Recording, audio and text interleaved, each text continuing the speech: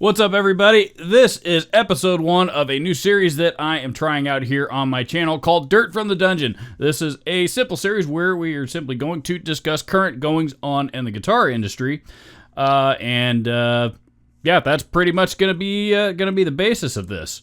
So if this series takes off, if you guys tell me that you want to see more of content like this, then I'll put the effort into creating an intro and and graphics and all that kind of stuff. But for now, we're just gonna roll with it just like this. Let's get to today's dirt. All right, so you may have already heard by now that Fender has just recently acquired PreSonus. PreSonus, of course, are a recording company that, a recording hardware and software company that's been around since I believe the early 90s. They had more than a 2-decade run. They have produced tons and tons and tons of great products for both recording and the live sound industries, are a pretty prominent name in the business these days. Not a whole lot of details have been made about the acquisition, but a lot, like most other acquisitions, Gibson acquiring Mesa Boogie, for example, everybody tends to freak out and way overreact when that happens. So diehard PreSonus fans, there hasn't been a whole lot of details released regarding this yet, but, it's one thing I've noticed is kind of interesting how the two sides are responding. Fender seems to be responding like, from the stance that, they're merely stepping into, they're acquiring PreSonus to help keep them afloat, that maybe they've got some more resources regarding, electronic components that are really hard to get right now, particularly for smaller companies like PreSonus. Now, the PreSonus is a real small company, but they are far smaller than Fender. So my understanding that part of this new relationship is so that PreSonus can, to help PreSonus get caught back up on manufacturing, quite honestly. So that seems to be what, the stance the Fender's taken. PreSonus, on the other hand, is thanking everybody for the last 2 decades, and, they're talking like Fender is going to be taking over complete control of of the brand altogether once the migration is complete, which again, no details on when that might be either. Regardless, I'm not too overly concerned because these days Fender tends to like to keep allow their brands that they own to maintain their current identities. I myself am a PreSonus fan. I am recording this very video into a PreSonus 1824C interface. Also, going into PreSonus Studio One. I record all of my videos with PreSonus Studio One. It has become my favorite DAW. So I'm a PreSonus guy, and I will remain optimistic until there is valid reason to react otherwise. JHS have released a new pedal to go along with their wildly popular multi-version pedals. I don't know if there's actually a name for this series, but I'm referring to the Muffaletta and the Bonsai. The Muffaletta, of course, is a pedal with multiple different modes of, I believe, the Big Muff fuzz, and all the different Big Muff iterations that have come out over the years. They took that a step further with the Bonsai and did the same. And the Bonsai is the Tube Screamer equivalent. I think that pedal's got like 9 different versions of Tube Screamers in it or something like that. Something ridiculous that are all really accurate, by the way. Well, they just came out with a new one called the Packrat, which is the same concept, but with rat pedals. This one has my attention because, despite the fact that if you follow my channel for a while, I don't like fuzz. I'm not a fuzz guy. And I own so many different Tube Screamers and Tube Screamer circuits. I don't need another pedal with 9 of them in it. However, rat pedals tend to catch my attention. I really like rat pedals. There's just something about that nasty, gnarly, tone that those things put out that just grabs me for some reason. I am very, very curious about the Packrat.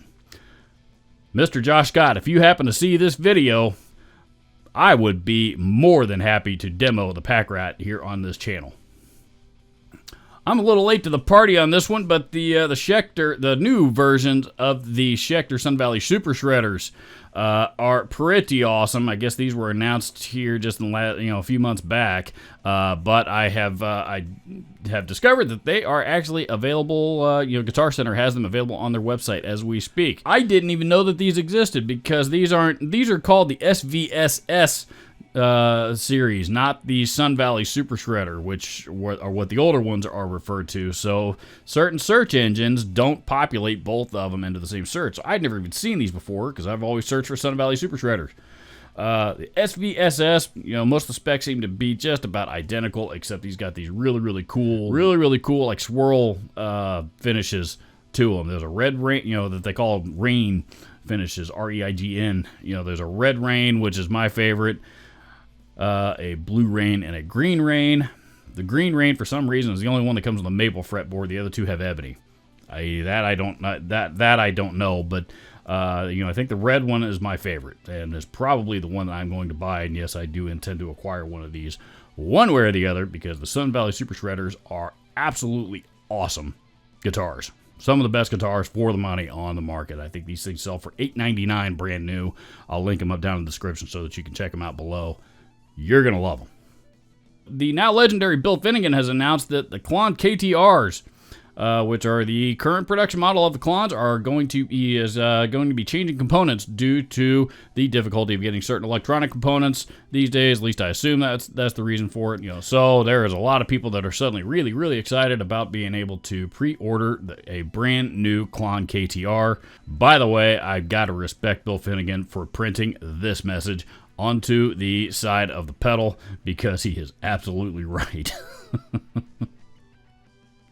Jerry Cantrell's in the news recently because he named Soundgarden's Kim Thale as the best guitarist of the grunge era. I'm a die-hard Jerry Cantrell fan, so I admit I'm going to be a little biased about this, but he's got I think he might have a strong argument there.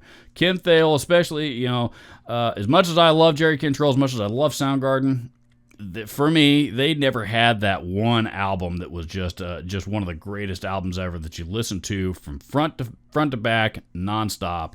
And Soundgarden did have that for me with their Bad Motorfinger record. Bad Motorfinger was loaded with nothing but kick-ass guitar riffs and killer guitar tones and all that stuff, And when you factor in all the stuff the Soundgarden did later on, throughout their entire career, a lot of that stuff was the genius of Kim Thale. So, Kim Thale, great guitar player, absolutely. Greatest of the grunge era? I think there's a pretty strong argument for, that could also be made for Stone Gossard or Pearl Jam, and, oh, by the way, Jerry Cantrell himself. Kurt Cobain, by the way, excellent songwriter, pretty mediocre guitar player. But he proved that you don't have to be a monster guitar player to be successful in the music industry. And he's not the first one to prove that either. Gibson have announced a V2 version of the ever elusive Adam Jones signature 79 reissue Les Paul Custom and Silverburst.